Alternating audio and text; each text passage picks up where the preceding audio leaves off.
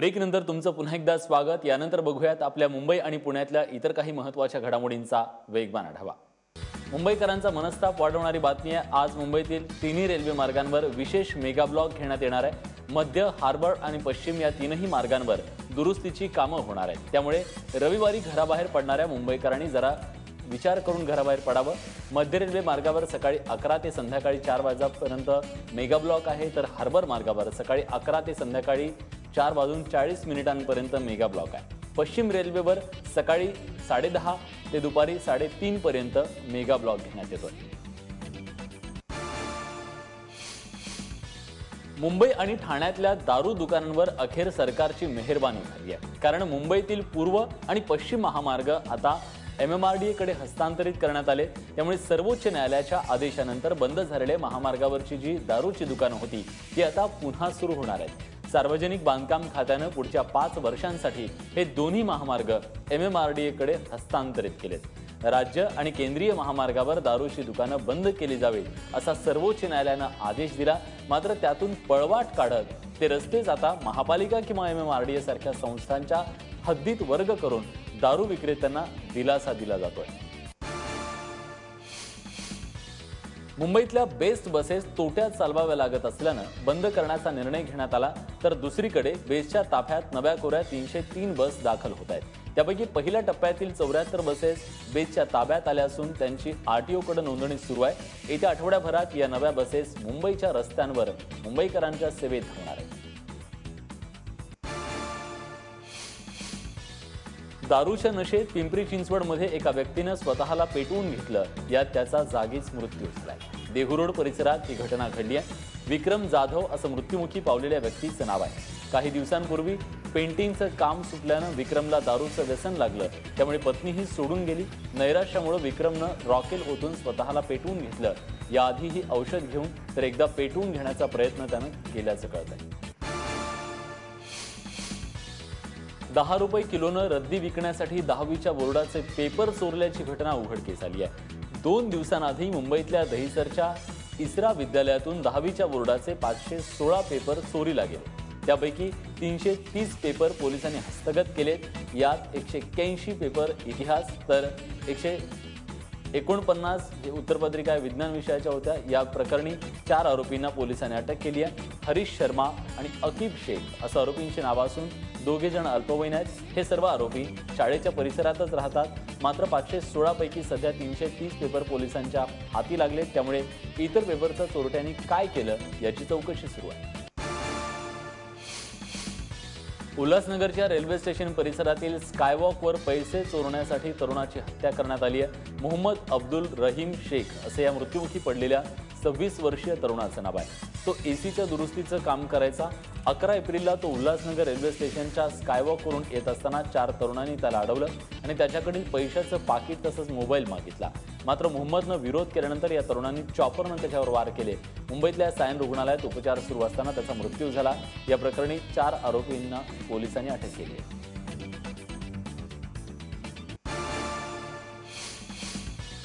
पोलिसांना दमदाटी केल्याप्रकरणी भाजप नगरसेवक अमोल बालवडकर यांच्यावर गुन्हा दाखल करण्यात आलाय। मात्र बालवडकर यांनी आपल्यावरील सगळे आरोप फेटाळून लावले। वाहतूक पोलीस निरीक्षक दामसे आणि शिवाजीनगर पोलीस स्टेशनचे पोलीस निरीक्षक राजेंद्र मोकाशी यांनी बालवडकर यांच्यावर कारवाई केली होती। पोलीस अधिकाऱ्यांनी आपल्यावर खोटा गुन्हा दाखल केल्याचा आरोप बालवडकर यांनी केला। भाजपचे खासदार संजय काकडे यांच्या कार्यालयासमोर युवक क्रांती दल सोमवारपासून धरणं आंदोलन करणार आहे। संजय काकडे यांच्या कंपनीने कोपरे गावात गृहप्रकल्प उभारलाय, पण या गृहप्रकल्पासाठी ज्यांच्या जमिनी घेण्यात आल्या अशा अनेक कुटुंबांचं 16 वर्षांनंतरही पुनर्वसन झालेलं नाहीये आणि या लोकांचं पुनर्वसन करण्यात यावं यासाठी गावातील लोकांनी संजय काकडे यांच्याकडे अनेक वेळा मागणी केली, परंतु दाद मिळाली नसल्यानं आता युवक क्रांती दलाकडून आंदोलन करण्यात येणार आहे। ठाण्यात मधमाशांच्या हल्ल्यात एका व्यक्तीचा मृत्यू झालाय। 54 वर्षीय उमेश सराफ असं मृत्यू पावलेल्या व्यक्तीचं नाव आहे। बँकॉकमध्ये स्थायिक झालेले केमिकल इंजिनियर उमेश सराफ हे आपल्या मुलाला आणि पत्नीला भेटण्यासाठी ठाण्याला आले होते। शनिवारी संध्याकाळी ते पुन्हा बँकॉकला परतणार होते, पण सकाळी त्यांच्यावर रोनक पार्क परिसरात मधमाशांनी हल्ला केला। मधमाशांनी सराफ यांच्या डोक्यावर आणि शरीरावर चावा घेतल्यानं ते गंभीर जखमी झाले। स्थानिकांनी त्यांच्या अंगावर पाणी आणि चादरी टाकून त्यांची सुटका केली, मात्र उपचाराआधीच त्यांचा मृत्यू झाला। वसईत 2 ठिकाणी आगीच्या घटना घडल्यात। पहिल्या घटनेत बापाणी इथल्या श्याम कन्झ्युमर प्रोडक्ट्स या पॅकिंग करणाऱ्या कंपनीला आग लागली। या भीषण आगीत कंपनीचं 30 ते 40 लाखांचं नुकसान झालंय।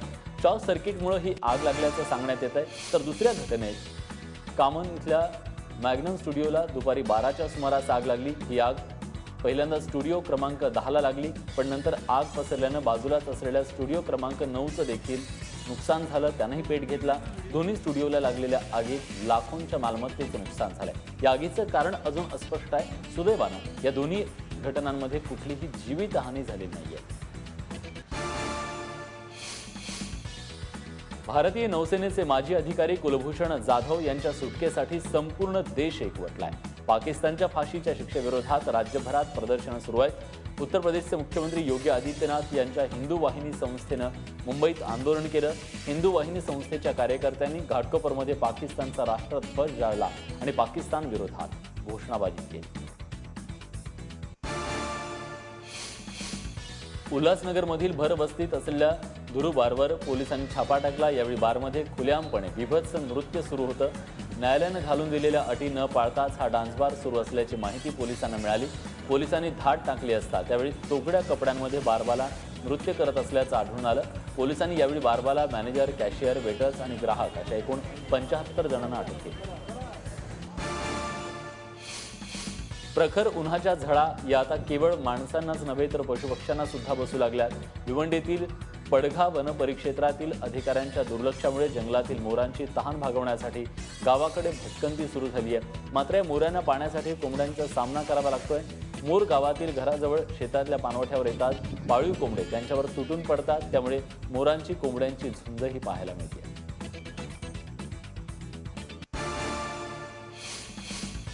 कल्याणमध्ये 56वी महाराष्ट्र श्री आणि 5वी मिस महाराष्ट्र पार पडली। मेन्स फिजिक मिस महाराष्ट्र आणि महाराष्ट्र श्री अशा 3 स्पर्धा यावेळी घेण्यात आल्या। ठाण्याच्या सागरमाळी यानं महाराष्ट्र श्री तर मुंबईच्या स्टेमी डिसूजा हिनं मिस महाराष्ट्र हा किताब जिंकला। ठाण्याच्या सिद्धांत जयस्वाल यानं मेन्स फिजिक्सचा किताब जिंकला।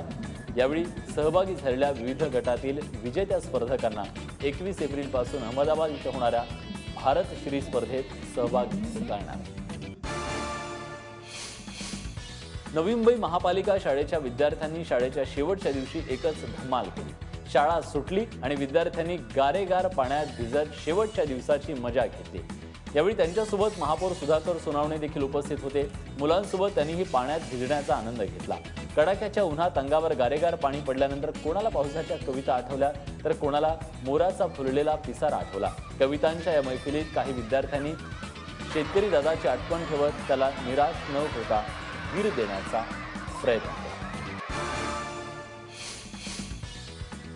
वसईत 3 दिवसांचं औद्योगिक प्रदर्शनाचं आयोजन करण्यात आलंय।